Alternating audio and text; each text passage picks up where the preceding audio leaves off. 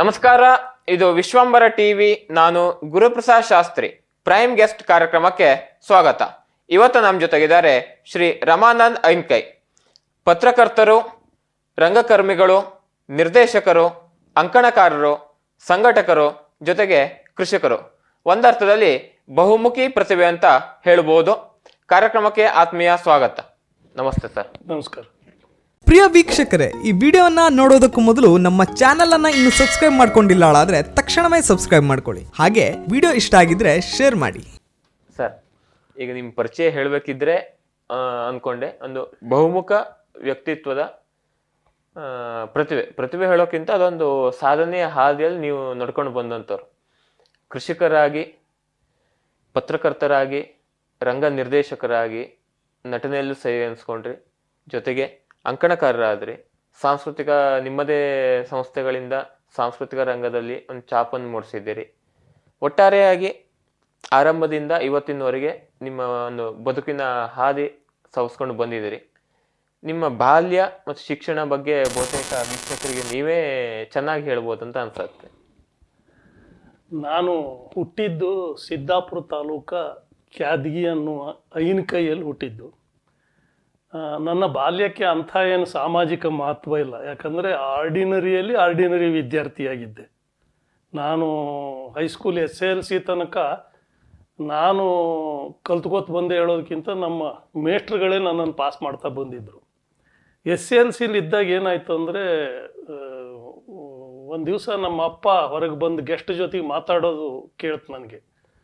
ಇಲ್ಲ, ನಮ್ಮ ರಮಾನಂದ ಕಲೀಲಿಕ್ಕೆಲ್ಲ ಅಷ್ಟು ಹುಷಾರಿಲ್ಲ, ನಾವು SSLC ಪಾಸ್ ಆಗೋದು ಕಷ್ಟ ಇದೆಯೇನ, ಈಗ ಮನೆಯಲ್ಲೆಲ್ಲ ಬೇಕಲ್ಲ ಇದಕ್ಕೆ ಕೆಲಸಕ್ಕೆ, ಹಾಗಾಗಿ ಅವನ್ನ ಇಲ್ಲೇ ಇಟ್ಕೊಳ್ಳೋದು ಅಂತ ಡಿಸೈಡ್ ಮಾಡಿದ್ದೇವೆ ಅಂದರು. ಆವಾಗ ನನಗೆ ಶಾಕ್ ಆಯಿತು. ನನ್ನ ಅರ್ಹತೆ ಏನು ಹೇಳೋದು ಆ ದಿವಸ ಗೊತ್ತಾಯಿತು. ಹಾಗಾಗಿ ನಾನು ಸ್ವಲ್ಪ ಒದ್ದು ಬಿದ್ದು ಓದಿದೆ. ನಂತರ SSLC ಪರೀಕ್ಷೆ ಆಯಿತು. ಪರೀಕ್ಷೆ ಆದರೂ ನನಗೆ ಕಾನ್ಫಿಡೆನ್ಸ್ ಇಲ್ಲ, ನನಗೆ ಇದು ಹೋಯ್ತು ಅಂತಲೇ ನಾನು ರಿಸಲ್ಟ್ ನೋಡಲಿಕ್ಕೆ ಹೋಗಲಿಲ್ಲ. ನಮ್ಮ ಪಕ್ಕದ ಮನೆಯವ್ರು ಬಂದು ಹೇಳಿದ್ರು, ನೀವು ಪಾಸಾಗಿದೆಯಾ ಅಂತ. ಜಸ್ಟ್ ಪಾಸಾಗಿದ್ದೆ. ಯಾವುದಾದ್ರೂ ಒಂದು ವಿಷಯದಲ್ಲಿ ಒಂದು ಮಾರ್ಕ್ ಕಡಿಮೆ ಬಿದ್ದಿದ್ರೆ ಫೇಲ್ ಆಗಿಬಿಡ್ತಿದ್ದೆ. ಹೀಗೆ ನಾನು SSLC ಪಾಸ್ ಆದ ಸಂದರ್ಭದಲ್ಲಿ ನನ್ನ ಅಣ್ಣ ಡಾಕ್ಟರ್ ರಾಜಾರಾಮ್ ಹೆಗ್ಡೆ ಅಂತ, ತುಂಬ ಒಳ್ಳೆ ಇತಿಹಾಸದ ವಿದ್ವಾಂಸರು, ದೇಶ ರಾಜ್ಯಗಳಲ್ಲೆಲ್ಲ ಅವ್ರಿಗೆ ಹೆಸರು ಗೊತ್ತುಂಟು. ಆತ ಶಿರಸಿಯಲ್ಲಿ BA ಓದ್ತಾ ಇದ್ದ. ಅವನಿಗೆ ಏನಾಯ್ತು, ಇವನು SSLC ಕಲ್ತಿದ್ದಾನಲ್ಲ, ಸುಮ್ಮನೆ ಇವನು ದನ ಕಾಯೋದಾರ ಕಾಯಿಲಿ, ಸ್ವಲ್ಪ ಕಲ್ತ್ಕೊಂಡಾರು ಕಾಯಿಲಿ ಅಂತ ನನ್ನನ್ನು ಶಿರಸಿಗೆ ಕರ್ಕೊಂಡು ಬಂದ. ನಾನು ಶಿರಸಿಯಲ್ಲಿ ಒಂದು ಚಿಕ್ಕ ರೂಮ್ನಲ್ಲಿ ನಾನು ಅವನು ಉಳಿತಿದ್ವಿ. ಆ ರಾಜಾರಾಮನ ಒಂದು ಒಡನಾಟದ ವ್ಯಕ್ತಿಗಳು ಬರ್ತಿದ್ರಲ್ಲ, ಅವ್ರ ಮಾತುಕತೆ, ಅವ್ರ ಸಾಹಿತ್ಯದ ಬಗ್ಗೆ ಚರ್ಚೆ ಮಾಡೋದು. ಆ ಕಾಲದಲ್ಲೇ ಧಾರವಾಡದಲ್ಲಿ MA ಓದ್ತಾ ಇದ್ದಂಥ ವಿದ್ಯಾರ್ಥಿಗಳು ಈ BA ಓದ್ತಾ ಇದ್ದ ನನ್ನ ಅಣ್ಣ ಹತ್ರ ಬಂದು ಅಡಿಗರ ವರ್ಧಮಾನ, ಭೂಮಿಗೀತದ ಬಗ್ಗೆ ಎಲ್ಲ ಬರ್ಕೊಡಿ ಅಂತ ಬರ್ತಿದ್ರು. ಹೀಗೆ 2 ವರ್ಷ ನಾ PUC ಮುಗಿಯೋರೊತ್ತಿಗೆ ಇದನ್ನ ಕೇಳಿ ಕೇಳಿ ನನ್ನಲ್ಲಿ ಏನೋ ಒಂದು ರೀತಿಯ ಪರಿವರ್ತನೆ ಆಯಿತು. ಆಗ ನನಗೆ ಈ ಸಾಹಿತ್ಯದ ಒಲವು ಬಂತು. ಸೆಕೆಂಡ್ PUC ಆಗೋರೊತ್ತಿಗೆ ಅವನು ಬಿಟ್ಟು ಡೆಕ್ಕನ್ ಕಾಲೇಜಿಗೆ ಹೋದ, ನಾನು ಒಬ್ಬನೇ ಆದೆ ಇಲ್ಲಿ. ನನಗೆ ಹುರುಪು ಬಂತು ಓದಲಿಕ್ಕೆ, ಇದಕ್ಕೆ ಎಲ್ಲ. ಅಷ್ಟರೊಳಗೆ ನಾನು ಕತೆ ಬರಲಿಕ್ಕೆ ಶುರು ಮಾಡಿದ್ದೆ, ಕಾವ್ಯ ಬರಲಿಕ್ಕೆ ಶುರು ಮಾಡಿದ್ದೆ. ಹೀಗೆ ಇದ್ದಾಗ ಒಂದು ದಿವಸ ಒಂದು ರಾಜ್ಯ ಮಟ್ಟದ ಕಥಾ ಸ್ಪರ್ಧೆಯ ಒಂದು ಅನೌನ್ಸ್ಮೆಂಟ್ ಬಂತು, ನೋಟಿಸ್ ಬೋರ್ಡಿಗೆ ನೋಡಿದೆ. ನಾನು ಯಾಕೆ ಬರೀಬಾರ್ದು, ನಾನು ಎಷ್ಟು ದಡ್ಡಿದ್ದೆ ಅಂದರೆ, ನಾನು ಜಸ್ಟ್ ಕತೆ ಬರೀಲಿಕ್ಕೆ ಶುರು ಮಾಡಿದ್ದೇನೆ, ಆ ಕಾಂಪಿಟೇಷನಿಗೆ ಕತೆ ಕೊಡೋ ತೀರ್ಮಾನಕ್ಕೆ ಬಂದ್ಬಿಟ್ಟೆ. ಹಾಗೆ ಒಂದು ಕಥೆಯನ್ನು ಬರೆದು ಕೊಟ್ಟೆ.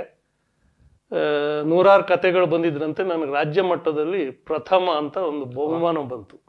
ಅಲ್ಲಿಂದ ನನಗೆ BCom ಓದ್ತಾ ಇದ್ದೇನೆ, ಈ ಕಥಾ ಸ್ಪರ್ಧೆಯಲ್ಲಿ ಪ್ರಥಮ ಬಂದಿದ್ದು ನನಗೆ BCom ಸಬ್ಜೆಕ್ಟೇ ಮರ್ತೋಯ್ತು. ಸಾಹಿತ್ಯ ಬಳಗ, ಕವನ ಬರೆಯೋದು, ಕವಿಗೋಷ್ಠಿಗೆ ಹೋಗೋದು, ಇದರೊಳಗೆ ಕಳೆದೆ. ಫಸ್ಟ್ BCom, ಸೆಕೆಂಡ್ BCom ನಾನು ಚೆನ್ನಾಗಾಯ್ತು, ಹೈಯರ್ ಸೆಕೆಂಡ್ ಕ್ಲಾಸ್. 3ನೇ ವರ್ಷದ BCom ಮಾಡಬೇಕಾದ್ರೆ ಇಲ್ಲಿ 4ನೇ ಜಿಲ್ಲಾ ಸಾಹಿತ್ಯ ಸಮ್ಮೇಳನ ಆಯಿತು. ಯಶವಂತ್ ಚಿತ್ತಾಲ್ರು ಅದರ ಅಧ್ಯಕ್ಷರು. ನಾನು ಅವಾಗೆಲ್ಲ ಆ ಏಜ್ನಲ್ಲಿ ಒಂದು ಭ್ರಮೆ ಇರ್ತದೆಯಲ್ಲ, ನಾನೊಂದು ದೊಡ್ಡ ಕಾರ್ಯಕರ್ತ ಆಗಿದ್ದಿದ್ದೆ, ಚಿತ್ತಾಲ್ರು ಬಂದಿದ್ದು, ಅವರು ಅಟೆಂಡ್ ಮಾಡೋನು ನಾನೇ ಆಗಿದ್ದೆ, ಹೆಗಲ ಮೇಲೆ ಕೈ ಹಾಕ್ಕೊಂಡು ಓಡಾಡ್ತಿದ್ರು.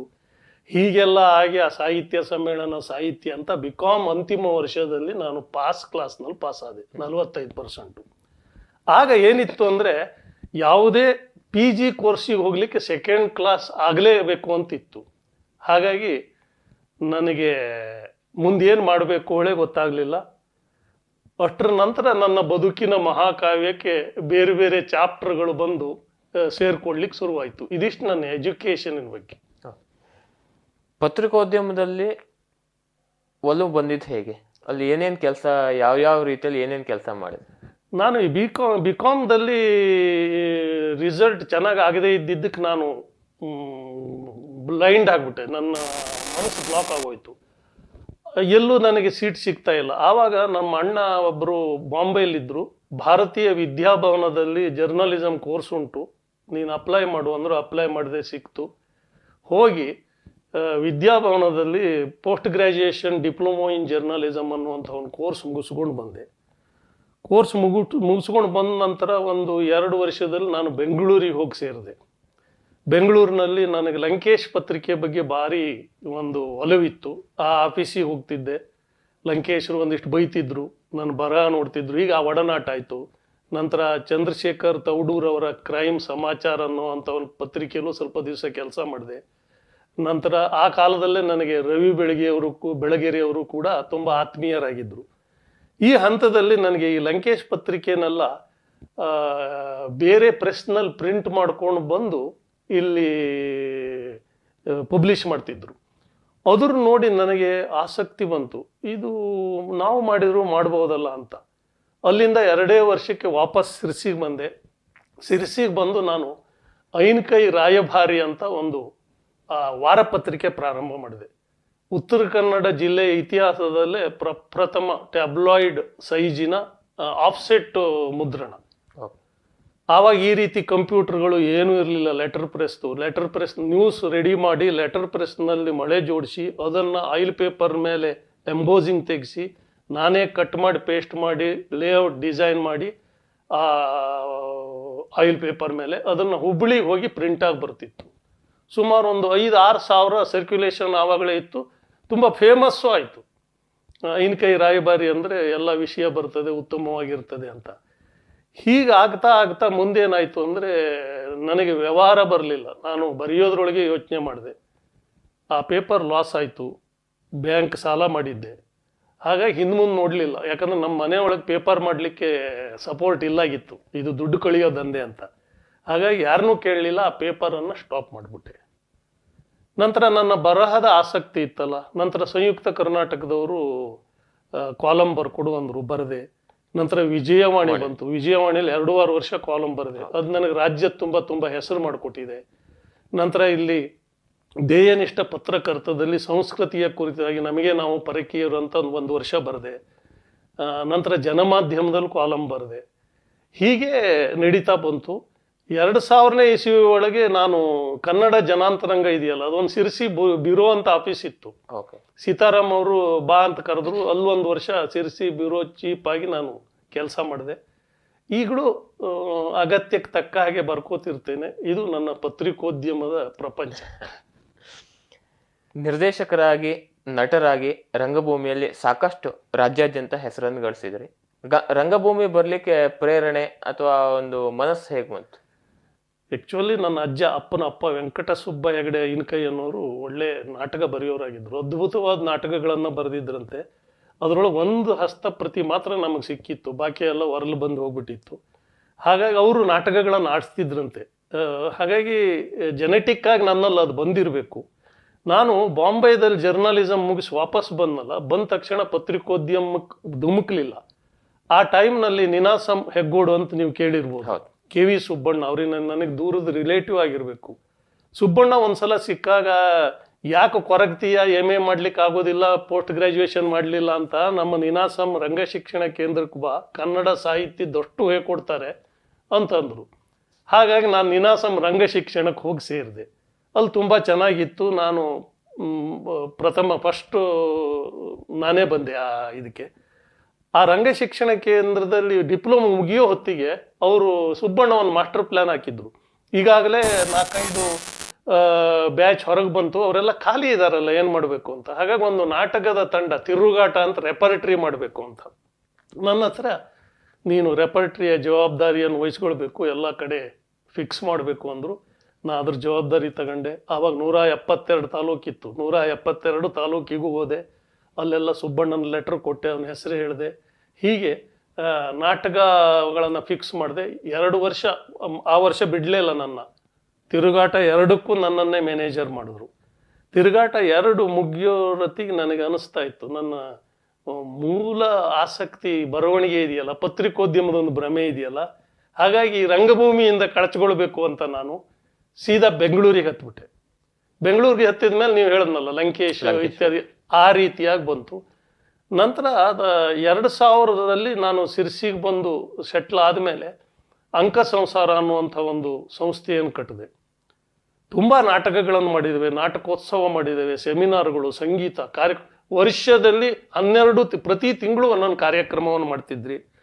ನಂತರ 2009ರಲ್ಲಿ ಒಂದು ದೊಡ್ಡ ಹುಚ್ಚು ಬಂತು, SP ಬಾಲಸುಬ್ರಹ್ಮಣ್ಯವನ್ನು ಕರೆಸಬೇಕು ಅಂತ. ಅವರನ್ನು ಕರೆಸಿ ಒಂದು ಬೃಹತ್ ಕಾರ್ಯಕ್ರಮ ಮಾಡಿದ್ವಿ. ಆವಾಗ ಜೀವನಮುಖಿ ಅನ್ನುವಂಥ ಇನ್ನೊಂದು ಸಂಸ್ಥೆ ಉಟ್ಕೊಳ್ತು. ನಂತರ ಕ್ರಮೇಣ ಈಗ ಒಂದು 4-5 ವರ್ಷದ ಇತ್ತಲಾಗ ಅಂಕ ಸಂಸಾರವನ್ನು ಜೀವನಮುಖಿ ಮರ್ಜ್ ಮಾಡಿದ್ವಿ. ಇವತ್ತಿನವರೆಗೂ ನಾವು ರಾಷ್ಟ್ರ ಮಟ್ಟದ ಎಷ್ಟು ಸೆಮಿನಾರ್ಗಳನ್ನು ಮಾಡಿದ್ವಿ. ನಾವು ಸಂವಾದ ಲಾರಿ ಅಂತ 7 ಸಂವಾದ ಲಾರಿ ಮಾಡಿದ್ವಿ. ಅದಕ್ಕೆ ಹೊರ ರಾಜ್ಯಗಳಿಂದ, ಬೆಲ್ಜಿಯಂನಿಂದ ಫಾರಿನರ್ಸ್ ಎಲ್ಲ ಅಟೆಂಡ್ ಆಗ್ತಿದ್ರು. 3 ಸಂವಾದ ಲಾರಿಯನ್ನು ನಾವು ಸಿರ್ಸಿ TMS ಹಾಲ್ನಲ್ಲಿ ಮಾಡಿದ್ವಿ. ನಂತರ ಉಳಿದಿದ್ದು 4 ನಾನು ನಮ್ಮ ಮನೆಯಲ್ಲೇ ಒಂದು ಬಯಲು ರಂಗ ವೇದಿಕೆಯನ್ನು ಮಾಡಿಕೊಂಡು ಅಲ್ಲೇ ಇದು ಮಾಡಿದೆ. ಈ ರೀತಿಯಾಗಿ ನನ್ನ ನಾಟಕದ ಅಭಿರುಚಿ ಮುಂದುವರಿತಾ ಬಂತು. ಈಗಲೂ ಕೂಡ ಇದೆ. ನಾವು ಅನೇಕ ನಾಟಕಗಳನ್ನು ನಾನು ನಿರ್ದೇಶನ ಮಾಡಿ ನಾನೇ ಬರೆದು ಸುಮಾರು 40-50 ಪ್ರದರ್ಶನಗಳು ಕಂಡಿದೆ. ಈ ರೀತಿ ಇದು ನಾಟಕದ ಚಟ ಅಂತ ಅನ್ಬೋದು. ಇದರ ಎಲ್ಲರ ಜೊತೆಗೆ ಕರಿಕೋಟ್ ಹಾಕೊಂಡು ವಕೀಲಕ್ಕೆ ಕೆಲಸವನ್ನು ಸಹ ಮಾಡಿದ್ರಿ. ವಕೀಲರ ಶಿಕ್ಷಣವನ್ನ ಯಾವಾಗ ತಗೊಂಡ್ರಿ? ಅದೊಂದು ಕರುಣಾಜನಕ ಕತೆ. ನಾನು ಸಾಲ ಆಯ್ತು ಅಂದ ರಾಯಭಾರಿ ಪತ್ರಿಕೆಯನ್ನು ನಿಲ್ತಿದ್ನಲ್ಲ 88ರಲ್ಲಿ, ಸಾಲ ಆಗ್ಬಿಟ್ಟಿದೆ, ಮನೇಲಿ ಕೇಳಿರು ಬೈತಾರೆ, ಲಕ್ಷಾಂತರ ರೂಪಾಯಿ ನನಗೆ ಬೇಕು, ಸಾಲ ತೀರಿಸ್ಬೇಕು. ಈ ಹಂತದಲ್ಲಿ ಏನು ಮಾಡಬೇಕು ಅಂತ ತೋಚದೆ ನಾನು ಒಂದು ನಮೂನಿ ತಂಡಾಗ್ಬಿಟ್ಟಿದ್ದೆ. ನನಗೆ ಯಾಕೋ ಖಾಲಿ ಕೂತ್ಕೊಳ್ಳೋದು ಯಾಕೆ, ನಾನು ಖಾಲಿ ಸಿರ್ಸೆಲ್ಲೇ ಇದ್ದೆ, ಖಾಲಿ ಯಾಕಿರಬೇಕು, LLB ಕಾಲೇಜ್ ಇಲ್ಲೇ ಇದೆಯಲ್ಲ. ಹಾಗಾಗಿ LLBಗೆ ಬೆಳಗಿನ ಕ್ಲಾಸ್ ಆಗಿತ್ತು, ಅದು ಅಡ್ಮಿಷನ್ ಮಾಡಿಸಿದೆ, LLB ಕಂಪ್ಲೀಟ್ ಮಾಡಿದೆ, ಕರಿಕೋಟ್ ಹಾಕಿದೆ.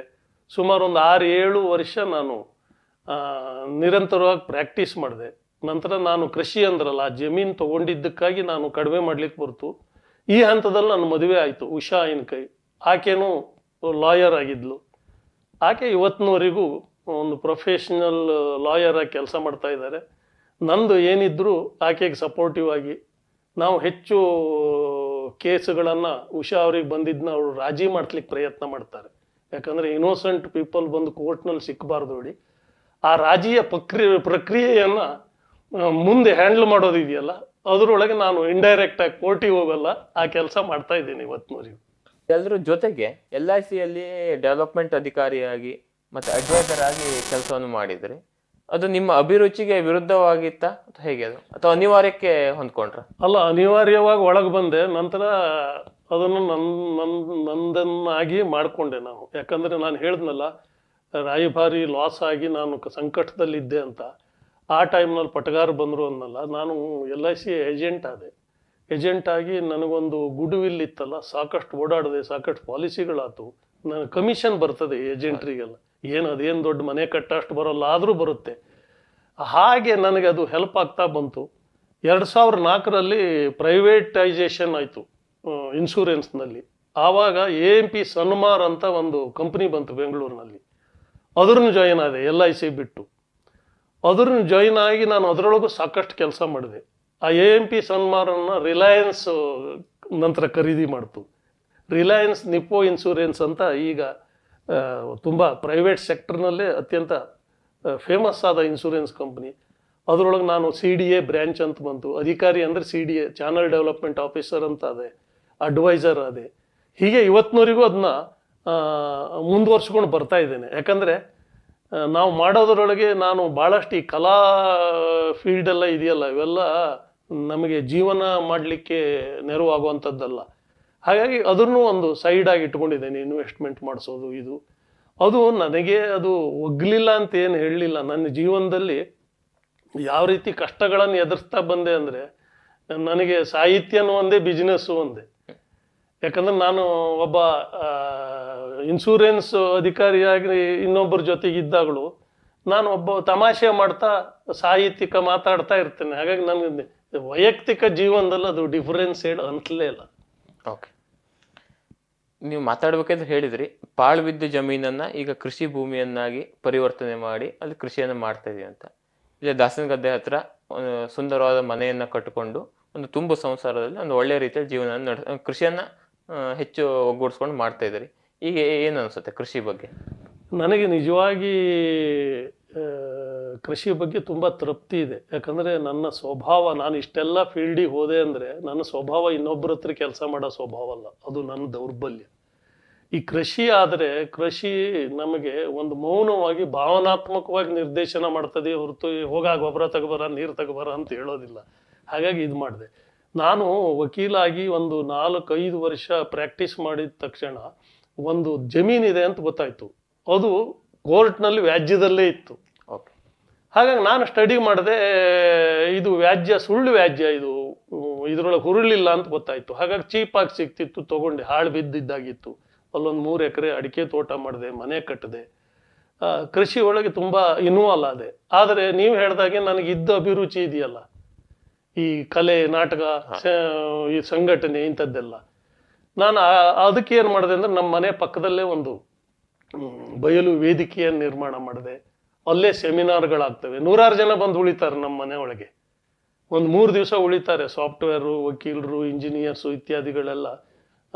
ನಂತರ ನಮಗೆ ದೇಶ ವಿದೇಶದಿಂದ ಬರ್ತಾರೆ. ನಾವು ಈ ಸಂಸ್ಕೃತಿಯ ಕುರಿತಾಗಿ ಸೆಮಿನಾರ್ ಮಾಡ್ತೇವೆ. ಪ್ರತಿ ದಿವಸ ರಾತ್ರಿ ಒಂದು ನಾಟಕನೋ ಯಕ್ಷಗಾನನೋ ಇಟ್ಕೊಳ್ತೇವೆ. ಈ ರೀತಿ ಮಾಡಿ ಕೃಷಿ ಮಾಡಿದ್ದೇವೆ. ಎಲ್ಲಕ್ಕಿಂತ ಮುಖ್ಯವಾಗಿ ಒಂದು ಹೇಳಬೇಕು ಅಂದ್ರೆ, ನಾನು ಇಷ್ಟೆಲ್ಲ ಮಾಡ್ಲಿಕ್ಕೆ ಸಾಧ್ಯ ಆಗಿದ್ದು ನನ್ನ ಕುಟುಂಬ. ನನ್ನ ಹೆಂಡತಿ ಉಷಾ, ಆಕೆನೂ ಕಲಾವಿದೆ, ಹಾಡುಗಾರ್ತಿ, ಯಕ್ಷಗಾನ ಕಲಾವಿದೆ. ಆಕೆಗೂ ಆಸಕ್ತಿ ಇದೆ. ನನ್ನ ಮಕ್ಕಳಿಬ್ಬರು ಅವರು ನಟನೆ ಮಾಡ್ತಾರೆ. ನಂತರ ಈ ಲೇಟೆಸ್ಟ್ ಟೆಕ್ನಾಲಜಿ ಇದೆಯಲ್ಲ ನಿಮ್ಮದು, ಕ್ಯಾಮ್ರಾ, ಎಡಿಟಿಂಗ್ ಇದೆಲ್ಲ ಇದೆ. ಈ ಕಾರಣಕ್ಕಾಗಿ ನಮಗೆ ಒಂದು ರೀತಿ ಸಂತೋಷದಲ್ಲಿ ಬಂದಿದ್ದೇವೆ. ಅದಿಲ್ಲದೆ ಇದ್ರೆ ನನ್ನ ಜೀವನದ, ನೀವು ಕತೆ ಕೇಳಿದ್ರಲ್ಲ, ಈ ಕತೆ ಒಳಗೆ ಬೇರೆ ಯಾರು ಆದರೂ ನನಗೆ ಡೈವರ್ಸ್ ಕೊಟ್ಟು ಓಡೋಗ್ತಿದ್ರು. ಹೀಗೆ ಇವರೆಲ್ಲರ ಸಹಕಾರದೊಂದಿಗೆ ನಂತರ ಜನ ಇವತ್ತಿಗೂ, ರಾಯಭಾರಿಯಿಂದ ಹಿಡಿದು ಇವತ್ತಿಗೂ ಜನ ನನ್ನನ್ನು ಗೌರವದಿಂದ ನೋಡ್ತಾರೆ. ನಾನು ಆರ್ಥಿಕವಾಗಿ ತುಂಬ ಏಳು ಬೀಳುಗಳನ್ನೆಲ್ಲ ನೋಡ್ಬಿಟ್ಟಿದ್ದೇನೆ.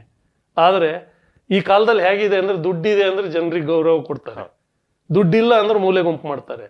ಆದರೆ ನನ್ನ ಆರ್ಥಿಕ ಏಳು ಬೀಳುಗಳು ಜನಕ್ಕೆ ಗೊತ್ತಿದ್ರೂ ಕೂಡ ಅದನ್ನು ಕೌಂಟ್ ಮಾಡದೆ ನನ್ನ ವ್ಯಕ್ತಿತ್ವಕ್ಕೆ ಗೌರವ ಕೊಡ್ತಾನೆ ಬಂದಿದ್ದಾರೆ. ಹಾಗಾಗಿ ನಾನು ಏನು ನನ್ನ ಜೀವನದಲ್ಲಿ ಏನು ಮಾಡಿದ್ನಲ್ಲ, ಇದು ನನ್ನ ಜೀವನ ಒಂದು ರೀತಿ ಮಹಾಕಾವ್ಯ ಇದ್ದಂತೆ. ಇದನ್ನು ನಾನು ಒಂದು ಸೊಕ್ಕಿಗ ಹೇಳ್ಕೊತಾ ಇಲ್ಲ. ಮಹಾಕಾವ್ಯ ಅಂದರೆ ಆ ಕಾವ್ಯಕ್ಕೆ ಹಲವಷ್ಟು ಚಾಪ್ಟರ್ಗಳು ಬಂದು ಸೇರ್ತಾ ಇರ್ತದೆ. ಮತ್ತೆ ಮಹಾಕಾವ್ಯವನ್ನು ಜನ ಓದೋದಿಲ್ಲ, ಯಾರು ಓದೋದಿಲ್ಲ. ಆ ರೀತಿಯ ಲೈಫ್ ನಂದು. ಅದು ಪ್ರಶಸ್ತಿಗಳು ಬರೋದು ಮಹಾಕಾವ್ಯಕ್ಕೆ ಇಲ್ಲ, ನನಗದು ಬರಲಿಲ್ಲ. ನನ್ನ ಜೀವನದ ಇನ್ನೊಂದು ವಿಶೇಷತೆ ಅಂದರೆ, ನಾನು ಇಷ್ಟು ವರ್ಷ ಆದರೂ ಒಂದೇ ಒಂದು ಪ್ರಶಸ್ತಿ ತಗೊಳ್ಳಿಲ್ಲ. ಇದು ಹೀಗೆ ನನ್ನ ಜೀವನ ಹಲವಷ್ಟು ಮಜಲುಗಳ ಮೂಲಕ ಬಂತು. ಒಂದೇ ಒಂದು ಹೇಳ್ತೇನೆ, ನಾನು ಇವತ್ತು ಏನು ಬರೀಲಿ, ಏನು ಮಾತಾಡಲಿ, ಅದರ ವೈಚಾರಿಕತೆಯಿಂದ ನಾ ಮಾಡಲ್ಲ. ನನ್ನ ಜೀವನದ ಅನುಭವದಿಂದ ಮಾಡ್ತೇನೆ. ನನಗೆ ವೈಚಾರಿಕತೆ ಬಗ್ಗೆ ಅಲರ್ಜಿ ಇದೆ. ಈಗ ಒಂದಿಷ್ಟು ಪುಸ್ತಕ ಓದಿ, ಲೇಖನಗಳು ಓದಿ, ಜನರಿಗೆ ಅರ್ಥ ಆಗದೆ ಹೋದಂಗೆ ಅರ್ಧ ಗಂಟೆ ಮಾತಾಡಿ ಮಳ್ಳು ಮಾಡೋದು ಭಾರಿ ದೊಡ್ಡ ವಿಷಯ ಇಲ್ಲ. ನನಗೆ ಅದು ನಂಬಿಕೆನೇ ಇಲ್ಲ. ನಾನೇನು ನೋಡಿದ್ದೇನೋ, ಏನು ಅನುಭವಿಸಿದ್ದೇನೋ ಅದನ್ನು ಹೇಳ್ತೇನೆ, ಅದನ್ನು ಬರೀತೇನೆ. ಹಾಗಾಗಿ ನನ್ನ ಮಾತು, ನನ್ನ ಬರಹಗಳು ಭಾಳಷ್ಟು ಜನರಿಗೆ ಆಪ್ತ ಆಗ್ತದೆ ಅಂತ ನಾನು ಗ್ರಹಿಸಿದ್ದೇನೆ. ಯಾಕಂದರೆ ಅದು ಅವರ ಅನುಭವನೂ ಆಗಿರುತ್ತೆ. ಹಾಗಾಗಿ ಅವರು ಮೆಚ್ಚಿಕೊಳ್ತಾರೆ.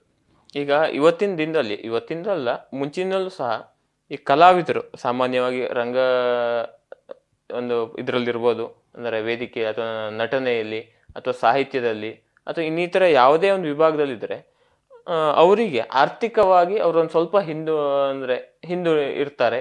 ಮತ್ತು ಮನೆಯಲ್ಲೂ ಅಷ್ಟೇನು ಪ್ರೋತ್ಸಾಹ ಸಿಕ್ಕಿರೋದಿಲ್ಲ. ಆಗ ಮಕ್ಕಳಿಗೆ ಯಾವ್ದು ಆಸಕ್ತಿ ಇರುತ್ತೋ ಅದನ್ನು ಬಿಟ್ಟು ಈ ಶಿಕ್ಷಣದ ಮತ್ತೆ ಉನ್ನತ ಶಿಕ್ಷಣಕ್ಕೋ ಅಥವಾ ಮತ್ಯಾವುದೋ ಒಂದು ಕೆಲಸಕ್ಕೂ ಹೋಗೋದು ಅನಿವಾರ್ಯತೆ ಆಗತ್ತೆ. ಆಗ ತಮ್ಮ ಆಸಕ್ತಿ ಕ್ಷೇತ್ರವನ್ನ ಇಟ್ಕೋಬೇಕಾ ಅಥವಾ ಜೀವನಕ್ಕಾಗಿ ಬದುಕಲಿಕ್ಕೆ ಹಣದ ಹಿಂದೆ ಹೋಗ್ಬೇಕಾ ಹೇಳುವಂತ ಒಂದು ತೊಳಲಾಟದಲ್ಲಿ ಇವತ್ತಿನ ಯುವ ಸಮುದಾಯ ಇದೆ. ಅಂತವ್ರಿಗೆ ನೀವೇನ್ ಹೇಳಲಿಕ್ಕೆ ಬಯಸ್ತೀರಿ? ಇಲ್ಲ, ಅದು ಎಕ್ಸಾಕ್ಟ್ಲಿ ಇವತ್ತು ನಾವು ಎಷ್ಟೇ ಆದರ್ಶದ ಬಗ್ಗೆ ಮಾತಾಡಿಲಿ, ಏನೇ ಮಾತಾಡಲಿ, ದುಡ್ಡು ಅನ್ನೋದು ಸತ್ಯ. ಹಣ ಬದುಕಲಿಕ್ಕೆ ಬೇಕೇ ಬೇಕು. ಆದರೆ ಹಣ ಬೇಕು ಅಂತ ಅದ್ರ ಹಿಂದೆ ಹೋಗಿ ನಾವು ನಮ್ಮ ನಾವು ಜೆನೆಟಿಕ್ ಆಗಿ ತಂದ್ಕೊಂಡು ಮೌಲ್ಯಗಳನ್ನು ನಾಶ ಮಾಡ್ಕೊಳ್ಳೋದಿದೆಯಲ್ಲ, ಅದು ತುಂಬ ಕೆಟ್ಟ ಪ್ರವೃತ್ತಿ ಅದು. ಹಾಗಂತ ಇವತ್ತು ಬೇರೆ ಬೇರೆ ಎಜುಕೇಶನ್ ನಡೀತಾರೆ, ಅವರಿಗೆ ಆಸಕ್ತಿಯ ಕ್ಷೇತ್ರದಲ್ಲಿ ಹೋಗ್ಲಿಕ್ಕೆ ಆಗೋಲ್ಲ ಅನ್ನೋದು ಸುಳ್ಳು. ಈಗ ಎಂತೆಂಥ ಇಂಜಿನಿಯರ್ಸ್ ಎಲ್ಲ ಇಂಜಿನಿಯರ್ ಆಗಿ ಕೆಲಸ ಮಾಡ್ತೇನೆ ನಾಟಕದಲ್ಲಿ, ಸಿನಿಮಾದಲ್ಲಿ, ಸಂಗೀತದಲ್ಲಿ ಮಾಡುವಂಥವ್ರು ನೋಡ್ತೇವೆ. ಕೆಲವು ಜನ ಒಳ್ಳೊಳ್ಳೆ ಇಂಜಿನಿಯರಿಂಗ್ ಜಾಬ್ ಸಿಕ್ಕವ್ರು ಅದನ್ನ ರಿಸೈನ್ ಮಾಡಿ ಬಂದು ಫುಲ್ ಟೈಮ್ ಪ್ರೊಫೆಷನ್ ಮಾಡಿ ಇದರೊಳಗೆ ಅದಕ್ಕಿಂತ ಜಾಸ್ತಿ ದುಡಿಮೆ ಮಾಡೋದನ್ನು ನೋಡ್ತೇವೆ. ಈ ಕಲಾರಂಗದಲ್ಲೂ ಕೂಡ ಇದೆಯಲ್ಲ, ಮೊದಲಿನ ಹಾಗೆ ಇಲ್ಲ. ಈಗ ಇಲ್ಲಿ ಒಂದು ರೀತಿಯ ಇನ್ಕಮ್ ಬರೋವಂಥ ವ್ಯವಸ್ಥೆ ಇದೆ. ಇನ್ಕಮ್ ಅಂದರೆ ಬೇರೆಯವ್ರಿಗೆ ಟೋಪಿ ಹಾಕ್ತರೋದು ಅಂತಲ್ಲ, ಮಾಡಿದ ಕೆಲಸಕ್ಕೆ ರಿಟರ್ನ್ ಬರುವಂಥ ಒಂದು ವ್ಯವಸ್ಥೆ ಇದೆ. ಹಾಗಾಗಿ ಕಲಾವಿದರ ಪರಿಸ್ಥಿತಿ ನಮ್ಮ ಕಾಲದಲ್ಲಿ ಇದ್ದಂಗಿಲ್ಲ.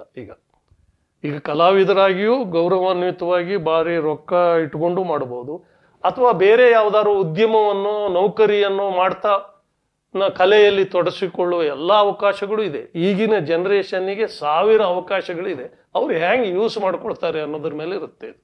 ಇವತ್ತಿನ ಪ್ರೈಮ್ ಗೆಸ್ಟ್ ಕಾರ್ಯಕ್ರಮದಲ್ಲಿ ನಮ್ಮ ಜೊತೆ ಉಪಸ್ಥಿತರಿದ್ದು ಅಭಿಪ್ರಾಯ ಅನಿಸಿಕೆ ಹಂಚಿಕೊಂಡಿರುವ ಶ್ರೀ ರಮಾನಂದ್ ಐಂಕೆ ಇವರಿಗೆ ವಿಶ್ವಂಬರ ಟಿವಿ ವತಿಯಿಂದ ಹೃತ್ಪೂರ್ವಕ ಕೃತಜ್ಞತೆಗಳನ್ನ ಸಲ್ಲಿಸ್ತಾ ಇದ್ದೇವೆ. ವಿಶ್ವಂಬರ ಟಿವಿ ಕುರಿತಾಗಿ ಒಂದೆರಡು ಅನಿಸಿಕೆಯನ್ನ ಹಂಚ್ಕೋಬೇಕು ಅಂತ ಕೇಳ್ಕೊತೀನಿ. ನಿಜಕ್ಕೂ ಇದೊಂದು ಮಾಧ್ಯಮ ಇದೆಯಲ್ಲ ವಿಶ್ವಂಬರ ಟಿವಿ ಅನ್ನೋದು, ಇದನ್ನ ಜನ ಹೆಚ್ಚೆಚ್ಚು ಪ್ರೋತ್ಸಾಹಿಸಬೇಕು. ಯಾಕಂದ್ರೆ ನೋಡಿ, ಇವತ್ತು ನೀವು ಇಡೀ ನಮ್ಮ ಜಿಲ್ಲೆಯ ಜಗತ್ತಿನ ವಿದ್ಯಮಾನಗಳನ್ನು ಮನೇಲಿ ಮೊಬೈಲಲ್ಲಿ ನೋಡ್ಬೋದು, ಇದು ಯೂಟ್ಯೂಬಲ್ಲಿ ಬರ್ತದೆ. ಹಾಗಿದ್ದಾಗ ಬೇರೆ ಬೇರೆ ವ್ಯಕ್ತಿಗಳು, ಅವರ ಸಾಧನೆಗಳು, ಇದನ್ನೆಲ್ಲ ನಿಮ್ಮ ಮನೆ ಬಾಗಿಲಿಗೆ ತಂದು ನಿಮಗೆ ತೋರಿಸ್ತಾ ಇದ್ದಾರೆ. ಹಾಗಾಗಿ ಇದಕ್ಕೆ ಪ್ರತಿಯಾಗಿ ನಾವು ಏನು ಕೊಡ್ಲಿಕ್ಕೆ ಸಾಧ್ಯ ಅಂತ ಜನ ಯೋಚನೆ ಮಾಡಬೇಕು. ಮತ್ತೇನೂ ಕೊಡೋದು ಬೇಡ, ಈ ಚಾನಲನ್ನು ಸಬ್ಸ್ಕ್ರೈಬ್ ಮಾಡಿ, ನೀವು ಹೆಚ್ಚೆಚ್ಚು ವ್ಯೂಸ್ ಆಗಲಿ. ಯಾಕಂದರೆ ಎಷ್ಟೊಂದು ಇದ್ರ ಹಿಂದೆ ಇನ್ವೆಸ್ಟ್ ಮಾಡಿರ್ತಾರೆ, ಎಷ್ಟು ಜನ ಇದಕ್ಕೆ ಅವಿರತವಾಗಿ ಕೆಲಸ ಮಾಡ್ತಾ ಇದ್ದಾರೆ ಅನ್ನೋ ಕಲ್ಪನೆ ನಾವು ಆ ಯೂಟ್ಯೂಬ್ ನೋಡಬೇಕಾದ್ರೆ ನಮಗೆ ಗೊತ್ತಾಗೋದಿಲ್ಲ. ಹಾಗಾಗಿ ಜನ ಈ ಚಾನಲನ್ನು ಸಬ್ಸ್ಕ್ರೈಬ್ ಮಾಡಿ, ಪ್ರೋತ್ಸಾಹ ಮಾಡಿ ಅನ್ನೋದನ್ನು ನಾನು ಎಲ್ಲರಲ್ಲೂ ಕೇಳ್ಕೊಳ್ತೇನೆ. ಧನ್ಯವಾದ. ವೀಕ್ಷಕ ಮಹಾಪ್ರಭುಗಳೇ, ನಮ್ಮ ಚಾನಲ್ ಅನ್ನು ಸಬ್ಸ್ಕ್ರೈಬ್ ಮಾಡಿ, ಶೇರ್ ಮಾಡಿ, ಪ್ರೋತ್ಸಾಹಿಸಿ.